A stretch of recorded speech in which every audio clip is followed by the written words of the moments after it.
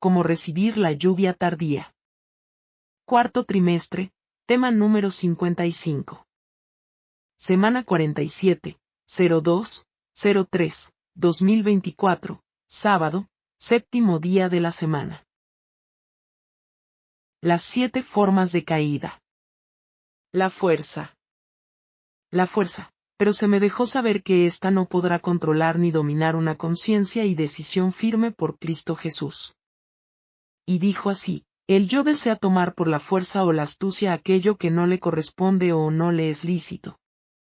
El yo hace sentir, al que lo porta, superior a todos, inclusive, cree que es superior a mí. El yo maltrata verbal y físicamente a su prójimo y no se muta pues, para él, todo debe ser hecho como él dice y no como yo digo. Mortal engaño satánico. Sentimentalismo. La segunda de ellas, el sentimentalismo, este será grandemente probado en todo su enérgico poder, mas una entera confianza sin reservas en Cristo Jesús es lo que nos garantizará la victoria. Y dijo así: el yo se cree víctima y juega de dicho lado hasta que es confrontado y descubierto. Y ahí cambia a victimario, donde todos tienen la culpa de que él sea así. Este hechizo mortal vive en aquel, cuyo yo está florecido en él. Juego astuto del enemigo desde que se encontró en el maldad, en el cielo. Complacencia. La tercera de ellas, la complacencia, esta en pro del bien común será una amplia puerta para destrucción, mas no la debemos consentir, sino que debemos ejercer la libertad de conciencia bajo un escrito está y, así, podremos vencer.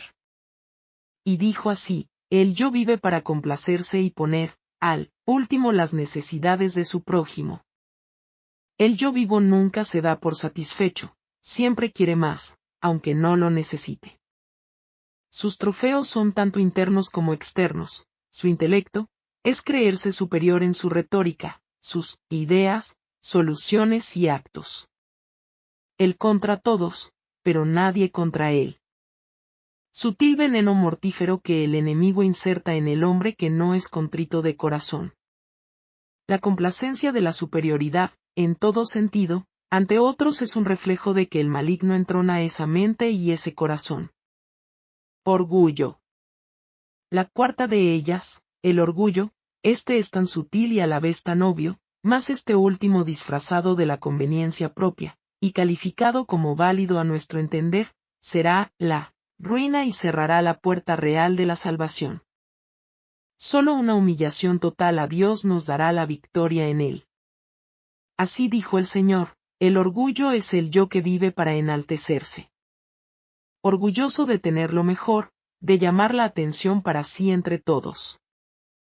Se viste para ser visto, se peina para que lo admiren, da alarde de superioridad y manda a todos mientras él merece estar de brazos caídos con el pensamiento activo centrado en lo que imagina, en lo que cree necesitar para seguir escalando puesto y posición.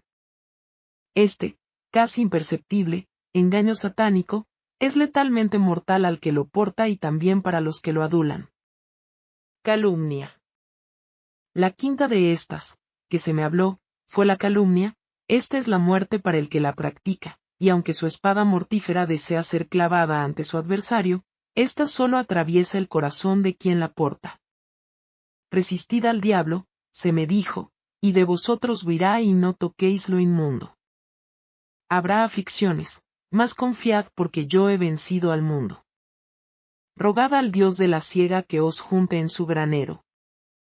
Así dijo el Señor: el yo vive calumniando a todo y a todos, pues, en su creída imaginación mórbida no es feliz por culpa de otros. No es pleno, y culpa a todos de esto. Todo es por culpa ajena y nunca propia. Si se cae, mira a sus lados y, si alguien lo vio, ya es culpa de ese alguien, porque según él, se distrajo al verlo y se cayó.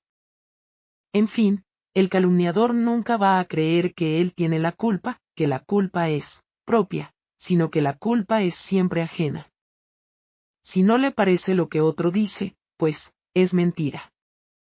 Se siente aludido por todo y por todos. Vive su vida excusando su mal proceder. La Dejadez y su forma parasitaria de vivir es característica de esta persona y de esta cualidad. Dilación. La sexta de estas, de que se me habló fue la dilación, acción sutil pero una gran arma de destrucción. Esta es una forma de vida que ataca el pensar humano y lo adormece.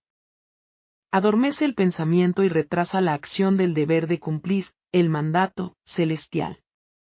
Es tan mortíferamente sutil que da la ilusión de que lo terrenal es mucho más importante que lo celestial, o sea, lo que es perecedero es más importante que lo que perdurará para siempre. Orad, orad sin cesar, ayunad y buscad el rostro de Cristo Jesús para que podáis vencer ante esta arma de la dilación. Así dijo el Señor, el yo vive por la dilación. Hoy no puedo por esto, mañana no podré por aquello. Pasado, por lo otro, en fin. Lo primordial siempre es último y las inventivas primero. En la lista de lo primordial siempre pone encima, y entre ellas, su complacencia, y nunca completa lo mandatorio. Los detalles lo complacen tanto que pospone los deberes al punto que, si fracasa, es culpa de ser tan detallista. Para su forma de dilación propia, todo debe estar como se imagina, quiere y desea para poder avanzar. Y, si esto no es así, es culpa de todos, inclusive de mí. Y, por eso, él no avanza. El yo de la dilación critica al esforzado, al que cada día, con intenso afán, lucha por completar su labor diaria. Lo tilda de extremista, fanático y abusivo.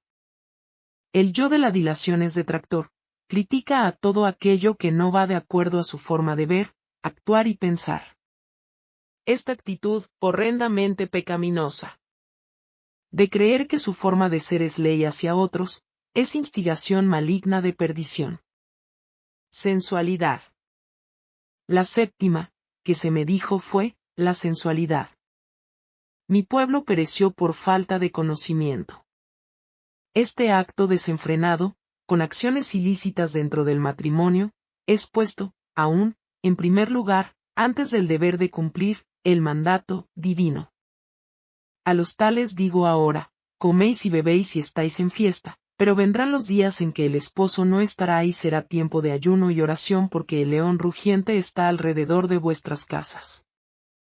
Y estas han sido pedidas para ser grandemente zarandeadas, y así será hecho. Más pedid al Dios de la siega que os reserve a salvo en su granero. Sed, pues, celosos y arrepentíos porque vendrá la aflicción y, ¿quién podrá permanecer en pie? En ese momento terminaron diciéndome, Ezequiel 20. La séptima, y última, es la sensualidad. El yo de la sensualidad es vivir en el yo interno y externo constantemente. Esta carnalidad animalizada no es más que la perversión pecaminosa de aquel que deja que el enemigo de Dios y del hombre lo denigre al punto de volverlo irracional. El yo de la sensualidad vive en sus placeres mentales, buscando toda oportunidad para exteriorizarlos en su propia complacencia. Este, al dar rienda a esto, daña su hipotálamo y su lóbulo frontal. Su cerebelo vive adormecido, como cuando la marihuana invade el torrente sanguíneo o cuando la metadona es ingerida, introducida, al cuerpo. Tal como, el que vive peleando es adicto a la adrenalina en su sangre, el sensual es adicto a la testosterona por su descuido en la intemperancia en el dormir, comer y en todo tipo de intemperancia. El yo de la sensualidad ha llevado al ser humano a comportarse peor que los animales, pues, estos no tienen razonamiento, y el ser humano sí. Un animal se aparea con el sexo opuesto para procreación, en el tiempo señalado para esto, pero el ser humano que vive para el yo, en la sensualidad, se aparea con su mismo sexo por depravación, ya que esto viola el curso natural de la procreación. Y otros, aunque con el sexo opuesto o sea, hombre y mujer, practican actos animalizados para sentirse bien. También están en desagrado ante mí. Estos, los que practican estas perversiones, no heredarán la vida eterna. Por esta razón, el enemigo de las almas los animaliza, para que así, en este estado de éxtasis carnal, ninguna espiritualidad pueda prevalecer y, así, crear en éste la muerte eterna. Las 10 formas de anatemas. Testimonio, 14/09/2020 Part 2. El Señor me dio, como un resumen de anatemas. Lo resumió en 10 formas. El yo. La suficiencia propia. El amor a los hijos más que a él. La codependencia absoluta y total de esposo o esposa, en vez de esto ser solamente para él. Apego a lo material, a las posesiones. Apego monetario. Deseos pecaminosos encubiertos, sutiles y abiertos. Mis ideas propias. Los desórdenes sensuales mórbidos acariciados. Las excusas sutiles, para excusar desobedecer a Dios. Texto bíblico. Romanos 8, 25 al 28. Mas si lo que no vemos esperamos, con paciencia lo esperamos. Y de la misma manera, también el Espíritu nos ayuda en nuestra debilidad, pues que hemos de pedir como conviene, no lo sabemos, pero el Espíritu mismo intercede por nosotros con gemidos indecibles. Y el que escudriña los corazones sabe cuál es la intención del Espíritu, porque conforme a la voluntad de Dios intercede por los santos. Y sabemos que todas las cosas ayudan a bien, a los que aman a Dios, a los que conforme a su propósito son llamados. Ellen G. White. El Espíritu intercede por nosotros. Mas el que escudriña los corazones sabe cuál es la intención del Espíritu, porque conforme a la voluntad de Dios intercede por los santos. Romanos 8, 27. Para aproximarnos a Dios tenemos un solo canal. Nuestras oraciones pueden acceder a Él por intermedio del único nombre, el de Jesús, nuestro abogado. El Espíritu debe inspirar nuestras peticiones. En el santuario, ningún fuego extraño era utilizado en los incensarios que se agitaban delante de Dios. Siendo así, únicamente el Señor puede encender un deseo ardiente en el corazón, si es que deseamos que nuestras oraciones resulten aceptables. El Espíritu Santo es el que debe hacer la intercesión en nuestro favor, y la realiza con gemidos que nadie puede reproducir. Un profundo sentido de la necesidad, y un gran deseo de recibir lo que pedimos, deben caracterizar a nuestras oraciones, de lo contrario, no serán escuchadas. Sin embargo, no deberíamos cansarnos de expresar nuestras plegarias porque no recibimos una respuesta inmediata.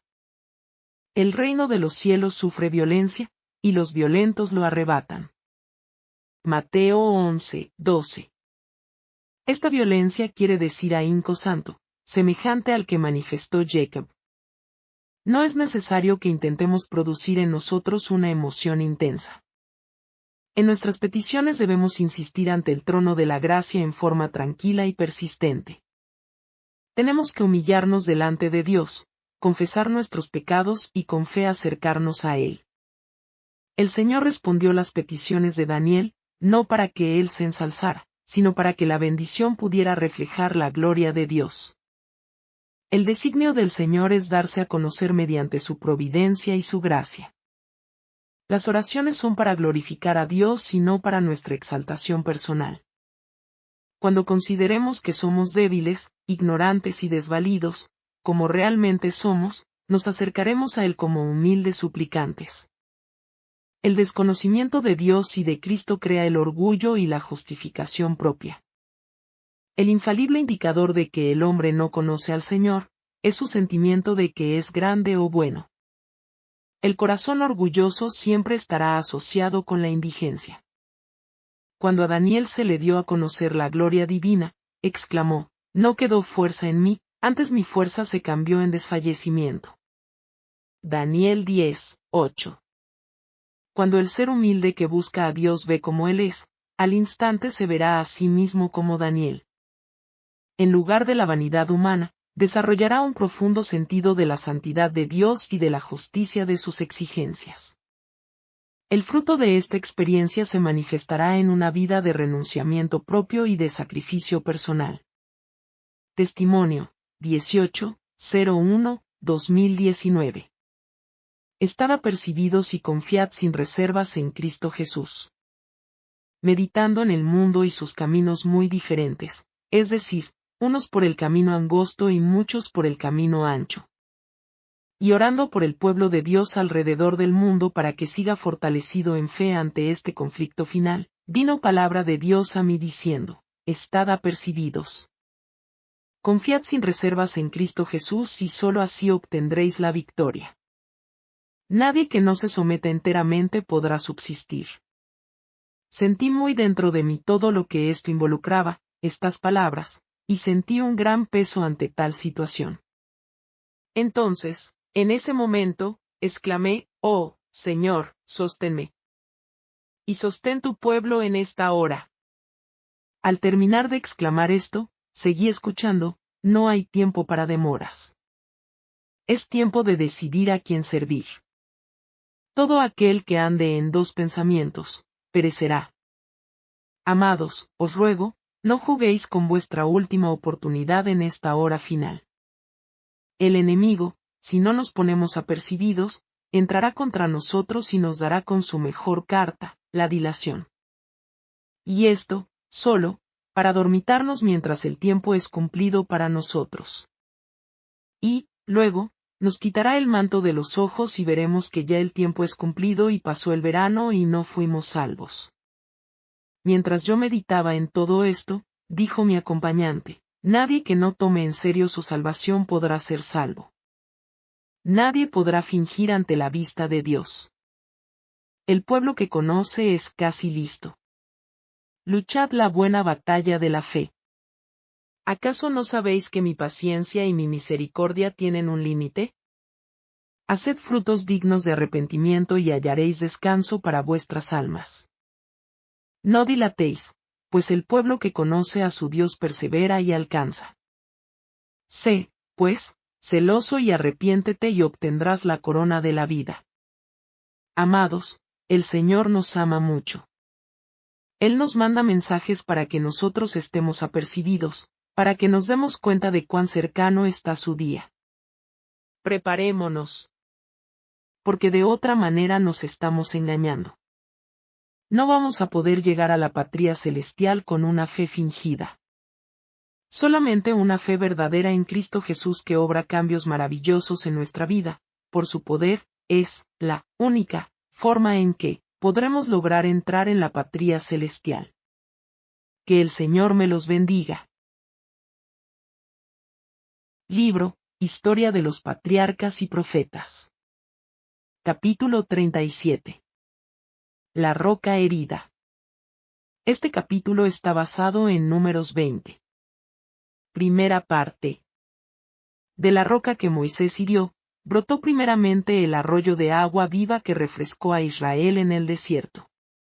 Durante todas sus peregrinaciones, en cualquier lugar que fuera necesario, un milagro de la misericordia de Dios les proporcionó agua.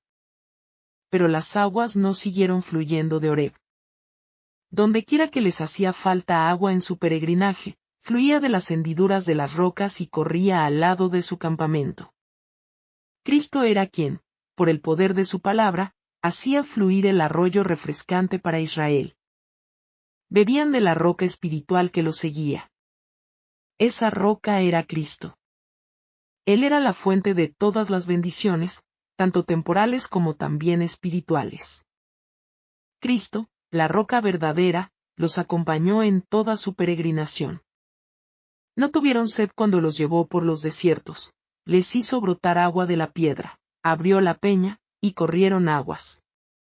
Abrió la peña y fluyeron aguas, corrieron por los sequedales como un río. La roca herida era una figura de Cristo, y mediante este símbolo se enseñan las más preciosas verdades espirituales. Así como las aguas vivificadoras fluían de la roca herida, de Cristo, herido de Dios y abatido, herido por nuestras rebeliones, molido por nuestros pecados, fluye la corriente de la salvación para una raza perdida. Como la roca fue herida una vez, así también Cristo iba a ser ofrecido una vez para llevar los pecados de muchos. Isaías 53, 4, 5, Hebreos 9, 28. nuestro Salvador no había de ser sacrificado una segunda vez, y solamente es necesario para los que buscan las bendiciones de su gracia que las pidan en el nombre de Jesús, exhalando los deseos de su corazón en oración penitente. Esta oración presentará al Señor de los ejércitos las heridas de Jesús, y entonces brotará de nuevo la sangre vivificante, simbolizada por la corriente de agua viva que fluía para Israel.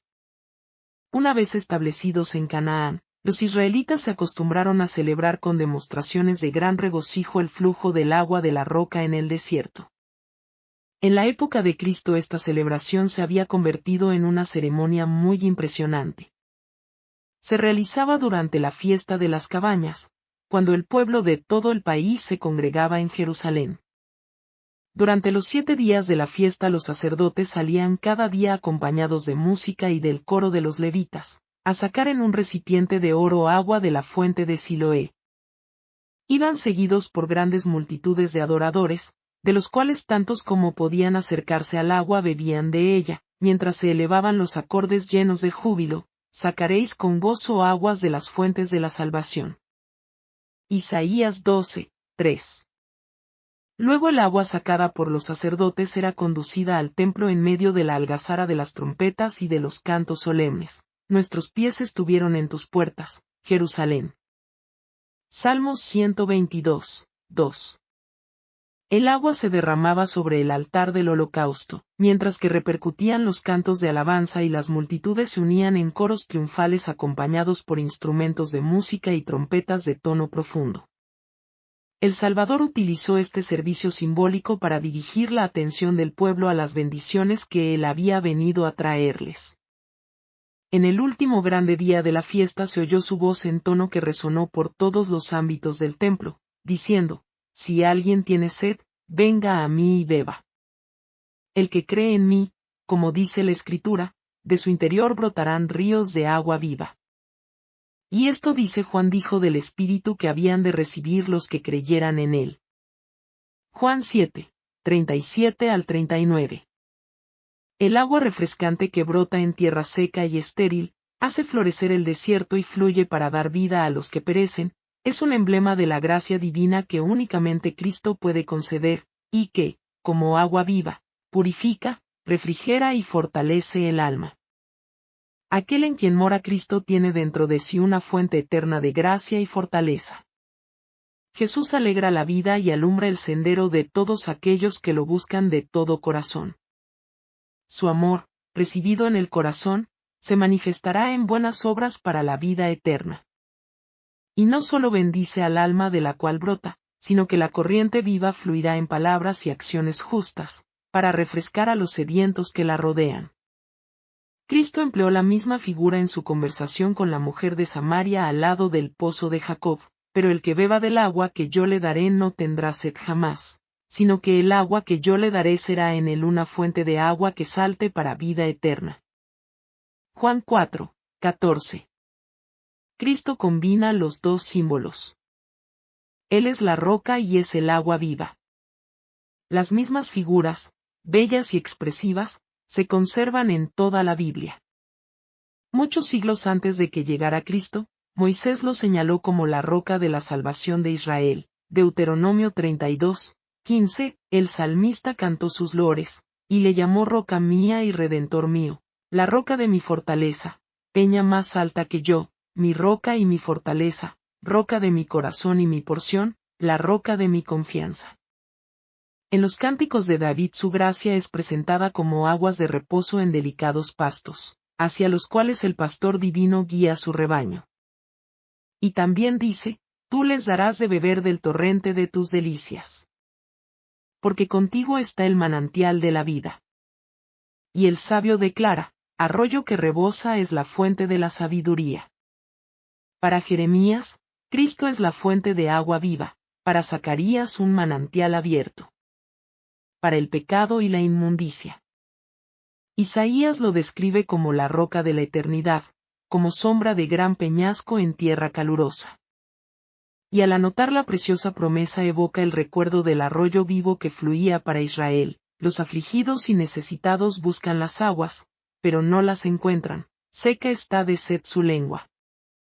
Yo, Jehová, los oiré, yo, el Dios de Israel, no los desampararé.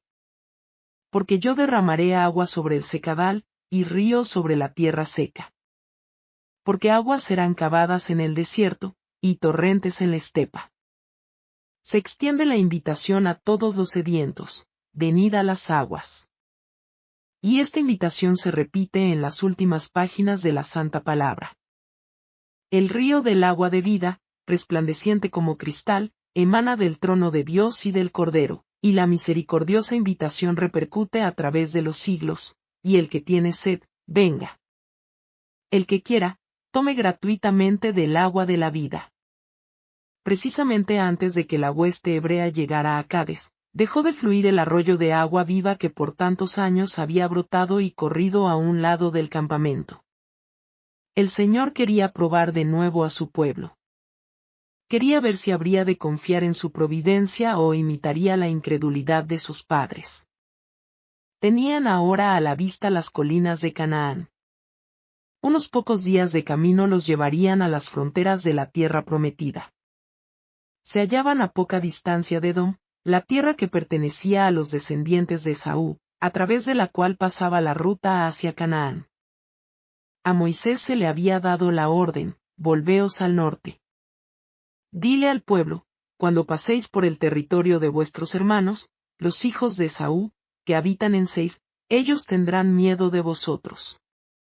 Compraréis de ellos por dinero los alimentos, y comeréis, también compraréis de ellos el agua, y beberéis. Deuteronomio 2, 3-6. Estas instrucciones debieron ser suficientes para explicarles por qué se les había cortado la provisión de agua. Estaban por cruzar un país bien regado y fértil, en camino directo hacia la tierra de Canaán. Dios les había prometido que pasarían sin molestias por Edom, y que tendrían oportunidad de comprar alimentos y agua suficiente para suplir a toda la nación. La cesación del milagroso flujo de agua debió ser motivo de regocijo, una señal de que la peregrinación por el desierto había terminado. Lo habrían comprendido si no los hubiera cegado la incredulidad.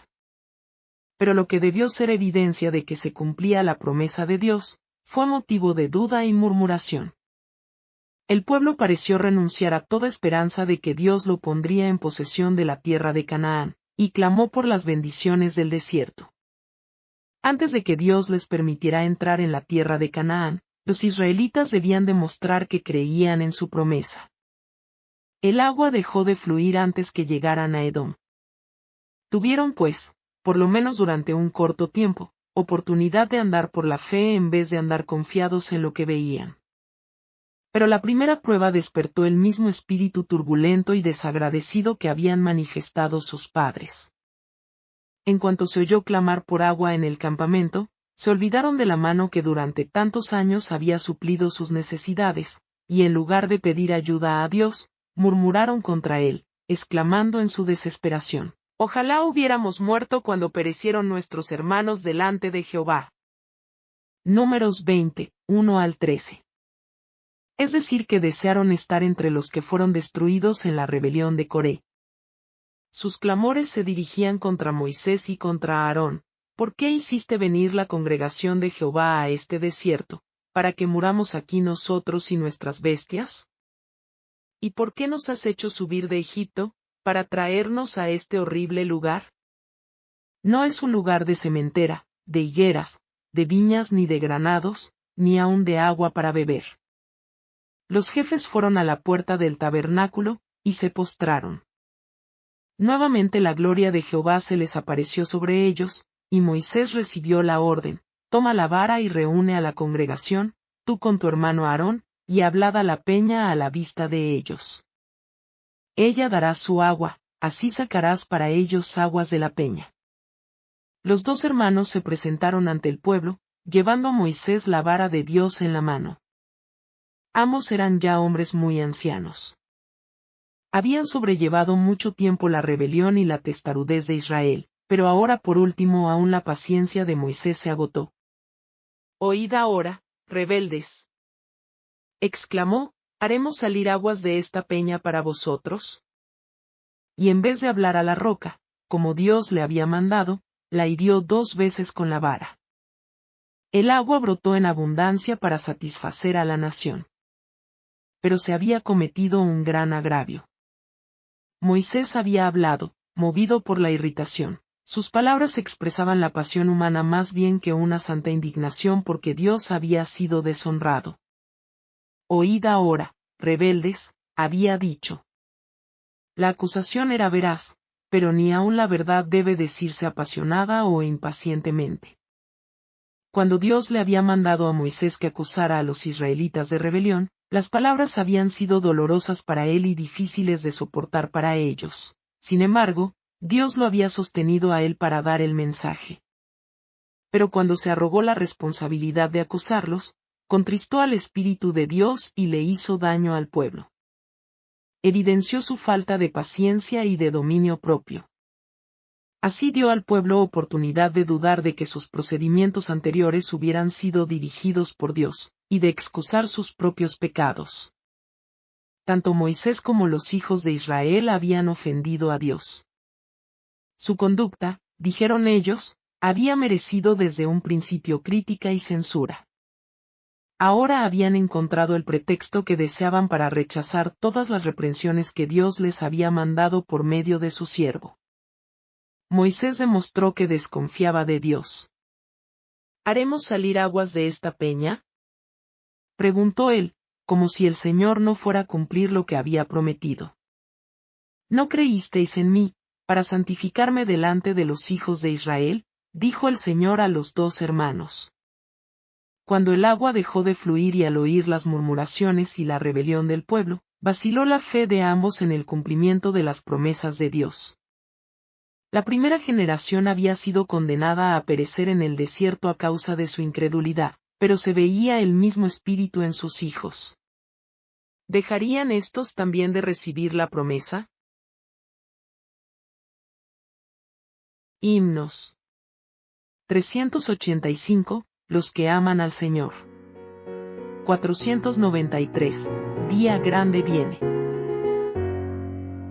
Los que aman al Señor, eleven su canción, que en dulces notas de loor, que en dulces notas de loor, ascienda su mansión, ascienda su mansión. A Sión caminamos, nuestra ciudad tan gloriosa, marchando todos cantamos de Dios y la bella mansión.